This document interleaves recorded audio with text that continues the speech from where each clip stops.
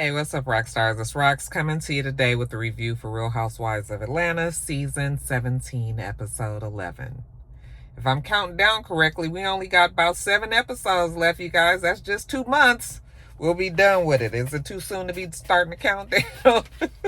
Actually, this was a pretty good episode. I don't have one fight to report today, so I'm very happy about that. It was a cool, relaxing, non-stressful, non-irritating episode.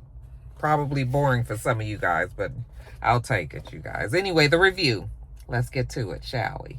All right, you guys. So the show starts with Shamia going over to Cynthia's house. You know, she still lives on Lake Bailey, and everybody always talks about how serene and peaceful it is there. It is a really nice home. I wonder what part. I think she's near Johns Creek. Is that where you guys saw me? Anyway, you guys. Cynthia said that she needed to find out exactly what was going on with Shamia out in Dallas because the girl just complained and was unhappy the whole time. So maybe this one-on-one will make things clearer for Cynthia. So after they sit down, Cynthia was just like, so what's going on exactly? Like your issues with Angela? And Shamia was just like, listen, my problems with Angela is never going to get resolved because she came from my marriage. And, you can't really just bounce back after you come for somebody's marriage. What about the issues with Drew? She said, I don't really have an issue with Drew. It's just that Drew keeps on bringing up like my relationship with Porsha, always wanting to talk about it. So that's where she has to draw the line. I was like, does Drew really do that? Maybe. I don't know if I've noticed that. It's a lot of things that I haven't noticed this season that the ladies are saying is happening. So it's like, is it happening in editing? Are they cutting out things that we don't see? Is it just a figment of Shamia's imagination that Drew keeps on bringing up Porsha? Like, I don't know. Kind of confused on that.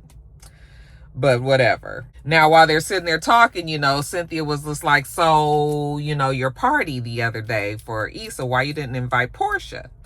And she was like, well, it's just that me and Porsha, we ain't really seeing it for each other. So she didn't want to invite her. And Cynthia was like, well, I hate to, point it out to you, but since, Porsha was the bigger person and invited you to her party. And she was like, yes, I know that she did. And I appreciated that. It's just that she didn't feel like she needed to invite Porsha. Now, what about the super? You invited the super. And she was like, I know I invited the super. It's just that Issa and the super have a really good relationship. Like, they talk all the time, every day. So, it was Issa's party. Of course, I'm going to invite, the super. And Cynthia was just like, oh, okay. So then Shamia brings up this text messages. Apparently, they're going to have an episode where Shamia and Porsha do hash it out again.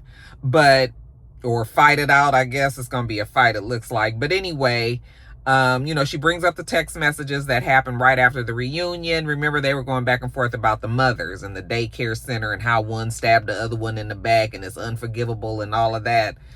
So those are the text messages that Shamia is talking about. Shamia says that the text messages were pretty bad, although she would like to at least have some sort of amicable, relationship with Porsha. Not necessarily have to be besties anymore, but she would like to get there. But she also has a lot of things that's going on in her life. She's stressed about other shit, not just this friend group. Okay. Like, so she starts telling Cynthia about the surrogacy and how, that hasn't gone smoothly. And, that's been frustrating, trying to get pregnant again. And Cynthia was like, well, could it be that, you are misdirecting this energy, being upset about their surrogacy and the IVF and all of that stuff? Maybe you're misdirecting it and, taking it out on the ladies. And Shamia was like, no, that's not it. Shamia feels that they have deserved everything that they've gotten. Okay, now, are you going to give me a hug? Show me some love over here? Okay, because Shamia doesn't feel like she's the bad person. Cynthia gets up and gives her a hug. Okay, or sits in her lap and gives her a hug. Jumping over to Kelly. So we see Kelly and she is at her home. She said that the home is no longer peaceful. I guess this is the marital home that she had with her man, her husband. And because they've been going through this really contentious divorce and everything, now she just doesn't feel at peace there. And also because of a neighbor. She has a neighbor that be all in her business. Apparently they be arguing back and forth. The neighbor be in the blogs telling the business and everything. So yeah, she's not at peace at this house anymore. I was just like, girl, is it just that the house costs too much? And you need to bring it down a little bit. I don't know why we can't just say these things sometimes, because hell, we know You having financial problems, girl, just say, I can't afford this fucking house no more. Don't make no sense. We about to move. You know, her oldest child just went away to college. I'm assuming, well, does the girl? No, I think she's staying at the house, huh? She's staying home. But anyway, she's moving. She said that she's been having all this anxiety. It's just been a lot of stress. So she moves to her new place. And when she gets there, the door opens up and Shamia's there. Hey, welcome. That's right, you guys. Shamia has a investment property that she has, a townhome, and Kelly is moving into her townhome. I was just like, girl, good thing that you got Shamia as your friend. She done hooked you up with your man. Now she done got you a place to live. What else she gonna do? Shamia says it feels good to help the people that she loves. Okay, so she's had this empty townhouse over there. Kelly need a place to live. The townhouse needs somebody to be in it, you know? So, hey, a win-win all around. And Kelly's happy that she didn't have to move with her mama. I was like, girl, it ain't that bad, is it? How much Shamia charging you for rent, girl? Let us know. Now, later on, we see Kelly goes to see Phaedra. And Phaedra's at work. You guys remember Phaedra is an attorney out here, right? So she still has her practice, and she's there that day because Kelly is going there to talk to her about her divorce. I said, well, now, was Phaedra her divorce lawyer? I don't think so. But I think Phaedra is helping her out on the child support issue or the child custody issues, right? So Kelly sits down and tells her how much she appreciates her. She's like, girl, it's been World War III with this man. Like, everything is a problem. You know, remember, she's not able to record or film with her children, the small kids that she has with him. They cannot be on the show. So she's upset about that. So then Phaedra tells her that she's going to file a new motion for child support. I was just like, oh, okay, Phaedra, look at you. So then Phaedra's partner, Quentin, comes in there, you know, and he popping bottles and everything. I said, no, did something happen? Why are we celebrating? Well, we celebrating because I guess Phaedra now is going to be doing Kelly a solid. Same like Shamia, child. I said, Kelly, honey, with friends like these, you doing well, sis. Phaedra says, you know what? I'm going to represent you. I'm going to go on and file an emergency, whatever the paperwork name is, you know, and make sure that we get this handled. And Kelly is just so appreciative. And Phaedra tells her that she and Quentin, or she, you know, alone, we're going to be just taking this one and just doing it as a favor for her, you know, just because Phaedra has been through a very rough and rocky divorce. She knows how hard it can be, you know, so she wants to help Kelly out. I thought that was really sweet of Phaedra. And Phaedra said it's not always about making money. Okay, so that was good. That was nice to see. So thank you, Phaedra. Hip, hip, hooray! Hip, hip, hooray! Hip, hip, hooray! I gave her 3 of them, y'all. Jumping over to Angela, we see Angela out with her her daughter and her brother, Lawrence. I don't think he lives here in Atlanta. I think he was just here visiting. But she says that her and her brother, Lawrence, are close. He's, I think, the youngest. He's the only boy, you know, so they're very close. So they're sit down and talking while the little girl's playing at the park. They're talking about the mother. You guys know that Angela's mother died unexpectedly last season. And still been very hard for Angela. And I think we're coming up on her anniversary. So, you know, she's just talking to him and she's saying how hard it's been. He asked her, how's it been for the kids? I guess, you know, the kids are close to their grandmother as well. And she says it's just been very difficult, you know, and she says she just can't stop crying about it. He was like, well, is the older daughter there for the younger daughter? You know, is she helping her through everything? You know, Angela's still kind of salty with the older daughter, even though, you know, we saw them together earlier in the season. I think Angela still hasn't worked all the way through her feelings about the daughter sneaking off and getting married and then telling the aunt. She says that she has been trying to be around, I guess, so maybe trying to help the daughter get through it. But, you know, she's not really involved in that. You know, she's like, it's going to be up to the younger daughter to ask the older daughter, you know, certain things, especially about this marriage. Like I said, we ain't talking about the marriage, Angela. We talking about your mama. But Angela said that she'll have to explain her marriage to the younger sister as well. Okay. But as far as the mom is concerned, you guys, very sad. You know, of course, I know how Angela feels. I know many of us that have lost our parents, you know how Angela feels. So, yeah, you guys, I felt bad for Angela, but she was happy that her brother was there, you know, and it was good to see that he was there to support her. So, that was that. Now let's jump over to Porsha. So Porsha is at home with Chef Maurice, okay? And he's making some good food. And then there's a knock at the door. I guess she don't have a doorbell. And she goes to the door and it's Mike in his arms. So he comes in, hey babe, good to see you, whatever. He comes in the kitchen. She lets him taste the food that Chef Maurice made. And he tells her, oh yeah, Chef, you real good. If we get married, you gonna move in. Nigga, on whose dime? Boy, don't you love when they just assume things, never assume. You know why. Anyways, Porsha's telling us in the confessional that she really does like Mike, but she has to listen to her sister Lauren's advice, to date 4 or 5 people, just casually. And Porsha's telling her sister that she can't really date casually like that. And she was just like, no, you just do surface level. You ain't got to get deep and shit with people, just surface level.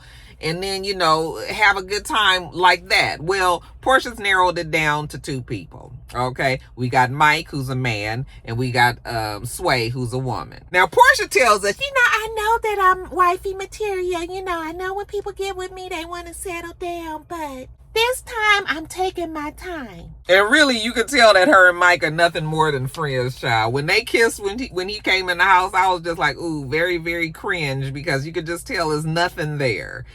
Anyway, they sit down and they're talking about love languages. And he was like, I already know what your love language is. You like to feel safe. And she was just like, yep, that's true. I like to be safe. That and communication. He was just like, I don't know about that. So then she's like, what? What do you mean by that? And he tells her how he was feeling a way about CultureCon. So you guys remember the video came out when she was at CultureCon and she announced that she was seeing a man and a woman, and everybody was like, ooh.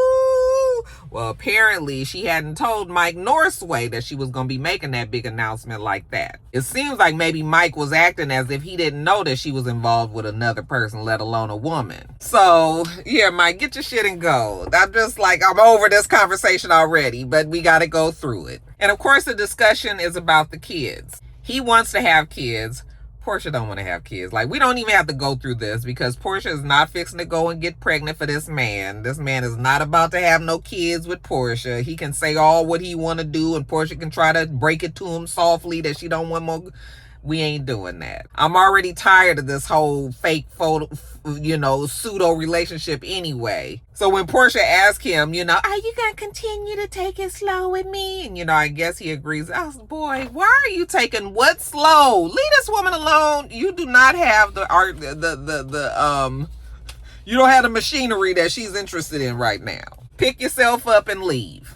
Later on, we see Phaedra come and pick up Porsha. They're on their way to Drew's house. While they're in the car together, they're talking about Porsha's dating life, because Phaedra also just saw CultureCon.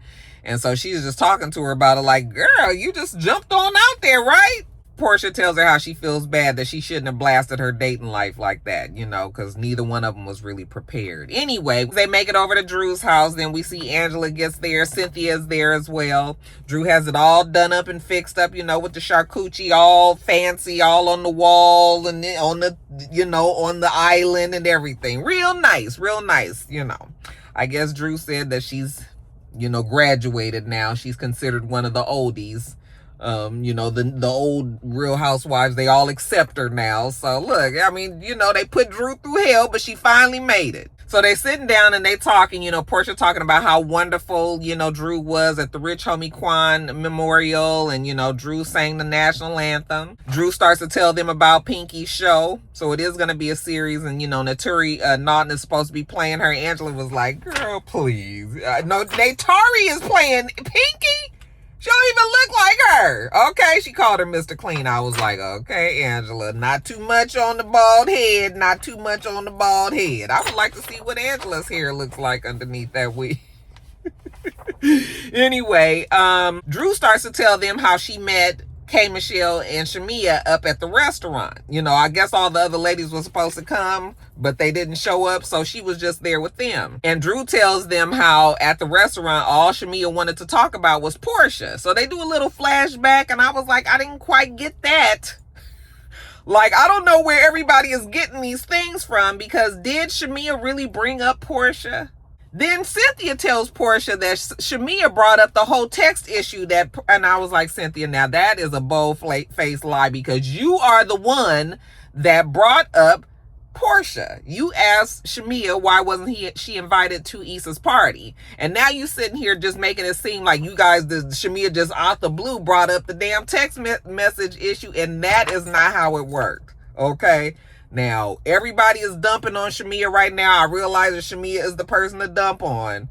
But let's be clear that Shamia did not bring them things up. So that was being kind of messy. Now, Porsha says that she just wants to keep things private. She don't really want to have the friendship on the show in the state that they are in right now. So then Drew tells them about, the back and forth that Shamia and K. Michelle had with Drew and all of that, and it was just sort of like, there was really nothing to tell, because them girls got up and got the hell up out of there so fast, But whatever. Remember, this is Drew's little party. So her chef comes up, or her, the people that were preparing the food, I guess, and they put some little cakes down on the table and they're rainbow. And so Drew was like, well, in honor of Porsha, and pride, I guess, we gonna give her this rainbow cake. And Porsha's like, girl, don't give me, what, I'm gonna have one half of the cake and you can have the other. And you know why?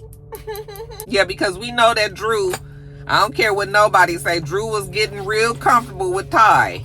Okay, the one that chops down all of the straight ladies out here in Atlanta. Okay, or should I say curious. And then lastly, let's just have this conversation that Porsha had with Dennis. Let's just get this out, because I'm just like, what are we doing here? Porsha's at the house. Dennis comes over. Okay, so she goes and sits down and talks to him. She tells us that she really loves Dennis because he's a really great father. Remember she told us before that they kind of like brother and sister at this point. But Dennis has a bone to pick with Porsha. So when they sit down, he want to discuss Culture Con too. I said, girl, you must have really threw everybody for a loop with that conversation. The super tells her that, you dating and you ain't got to tell everybody what's going on in your life. And she was just like, I'm dating and I'm single and I'm having fun. When Dennis didn't bring it in the relationship, you know what? She met somebody else. Plain and simple. And that somebody else was Simon, and she ended up getting married. And the super tells her that it was too soon. And she's just like, whatever. And he was like, yeah, and that's how you guys broke up. She said, yeah, we broke up and so did you. Okay, I guess the super ain't with his woman no more. Didn't she just tell us a few episodes ago that they were together? I guess they not no more. So then he tells her that he knew that it wasn't gonna work. I mean, everybody knew that. And she was just like, don't be doing no countdown on my marriage. And he was just like, listen, Porsha, I was intentional in our relationship. And she was just like, no, I was intentional in our relationship. Okay, she's the one that ended up getting pregnant. She's the one that told him she wanted the ring. And then, child, as if on cue, here come the super breaking out the ring. And she was like, no, you don't still have the ring. Okay, nigga, what made you think that you was about to get back together with me? I was like, super, you are really tripping. And so she was just like, you are the trauma, not the drama, but the trauma. Now, in a perfect world, Porsha tells us, I would love to get back with Dennis, but I don't want to be exposing Pilar to no toxic home. You not fixing to come over here and casually give me a ring. Keep that shit. As a matter of fact, get rid of it. Okay, like, nigga, we not about to be together. Don't be holding on to that ring, holding on to hope. And do Dennis even really want to be with Porsha like that? Like, what is going on? So she tell him he need to move on. Just seeing that ring is triggering to her, so she tries to whip up some emotion and, and like put that ring away. And he was just like, because that's how he always is. He always just sort of like, oh, whatever. Let me get up and go. Yeah, go on and go. Take that damn ring with you. Okay, nigga, get on some damn where. You know how they can be, child. Niggas always think they got a chance. The super Porsha don't want to be with the super ever again in life, child. That is a one and done for sure. Lastly, Pinky. So we see Pinky. She meets K. Michelle out for lunch. And after they order their drinks, Pinky says she's celebrating life today. She's excited. She's happy. Okay. Good things have been happening just back to back. Her husband is super successful, so that's good. She tells us that contrary to what some people might think, her husband does want to help her. It's just that she doesn't want the help. She doesn't want to be a victim. She doesn't want to be, she wants to be independent. I mean, that was the reason why he fell in love with her, because of a hard worker that she was, and she was successful. Okay, she's a warrior. Kay says, well, you know what? She's been going through a lot too. And she says it's just that time. This just seems to be her season right now. Just people trying to make her feel like she don't belong. And Pinky was like, speaking of not belonging, what about, you leaving the thing with Drew and Shamia, and Drew, Shamia took the purse back. And she's like, oh, she told you about that? Yeah, girl, that was hilarious. So then, of course, K. Michelle does her regular, disrespectful comments about Drew, that she sang the national anthem, that there's more to life than singing the national anthem, that she's an AI singer and all of this. We go through those things. She tells us how when her and Shamia left that little outing, when they ended up leaving in the car, they ended up going to some club, and she said that Shamia mama showed up there with her titties up to her neck and everything, and I guess she felt it was important to pray over K. Michelle while they was at the club. She said it lasted for like an hour. I was like, now what kind of scene was that? Then she tells Pinky something interesting. She says that Shamia told her that I need to remain loyal to her because none of her friends in Atlanta, I'm guessing, wants her to be friends with K. Michelle. And I was just like, well, now this is interesting. And this is a conversation that we are going to have to address at the reunion, because Shamia, who are these friends that are telling you not to be K. Michelle's friend? Okay? Are you over there feeling that girl's head like the people been saying? We'll have to see. But anyway, K. Michelle tells Pinky that it was so much going on at the club that she was crying by the time she left. Pinky was like, girl, not crying. K. Michelle said she just needs to have fun again. And she was like, well, speaking of fun, girl, I got you the perfect solution. Okay, she gonna have an 80s skate party. And she gonna invite everybody. K. Michelle said everybody should, girl, every single person, they coming. I love me a good skate party. I would have had me a good time there. Anyway, later on, Pinky sits down with Montel Jordan and his wife, Kristen. You guys, now I know you guys knew that Montel was heavily involved in the church and everything. I didn't know he was a pastor. But y'all, Montel, yeah, this is how we do it, Montel, which is a song that every time it comes on, I change the channel. That and OPP, I ain't never got to hear them songs ever again in life. But anyway. Pinky tells us that Montel Jordan and his wife are both like counselors for Derek and Pinky. Their relationship, they've been around them and they've been guiding them in their relationship over the years. So she starts to tell them how hard it has been since, she bought the company back, and she said that she felt like Derek was not there for her. But I was just like, but Pinky, you keep telling the man you don't want his help, but then you keep saying that he wasn't there for you. Like, girl, we need to stop making it seem like this man ain't trying to help you if he's asking to help, and then saying he not there for me. So she goes on to say how he wanted to give the money because she was about to file bankruptcy, but she didn't want to take the money. And plus it wasn't financially responsible, which I don't think is financially responsible either. But for her to keep on making it seem like, Derek is not trying to be there, it's just sort of like, Pinky, but the man is. She don't want his help, but she need the help, but she wants him to think that she don't need him. So then she gets emotional, and now it's been real stressful because she's by herself and she feels like he not there for her, but he trying to be there for her. And it's just like, girl, we in circles. We talking in circles, So Pinky tries to explain it to us by saying, she just has never experienced a love like this. Like, Derek has been there for her in so many ways, and she loves him, and, she just wants to protect her marriage. Okay, and there's nothing wrong with that, but it's just like, okay, well, either take the help or don't, but quit saying that this man not there. That's all I'm saying. Lastly, the 80s party. Everybody wants to have fun. Pinky said we ain't worrying about no businesses. We ain't worrying about no bills. We just really out here to have a good time. So all the ladies show up on theme, and I tell you, I love a good theme party. I love when everybody follows the rules and shows up, so everybody had on their bright 80s colors and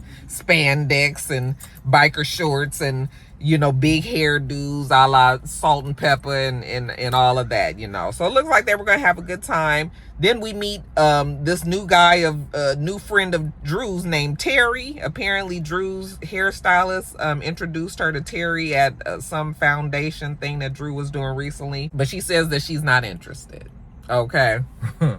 Angela shows up, and they didn't think that Angela was going to come because it is actually the day that her mother passed a year ago. So it's the anniversary. They knew that Angela was having a hard time, but she actually shows up. And then it was really nice to see that Shamia, even though her and Shamia really are on bad terms, Shamia did give her a nice picture, you know, in a frame of her mother. And then, you know, Pinky had flowers for her. And apparently Shamia had sent her flowers as well. And the other ladies have been trying to be there and be supportive of her. So she appreciates them for that. So that was nice to see. Okay, no shady nothing, nobody had anything smart to say. Okay, and then they went inside of the skate rink, and you know, everybody got their shoes on. You know, Angela had to bring her own, they said, because they didn't have a size 11. I was like, that's bullshit, because I have seen them have like size 15, men's 15 and 14 skates at the skate rink. Okay, so they got big ass shoes there for Angela. But anyway, they get out there, they have a good time, everybody is skating. Poor Phaedra and K Michelle can't really skate well, so they both have the little skate guards, you know, that they give to the kids, but the rest of the ladies is out there skating and having a good time. And then after they finish skating, they do a Soul Train line out in the parking lot, and everybody is dancing and having a good time. And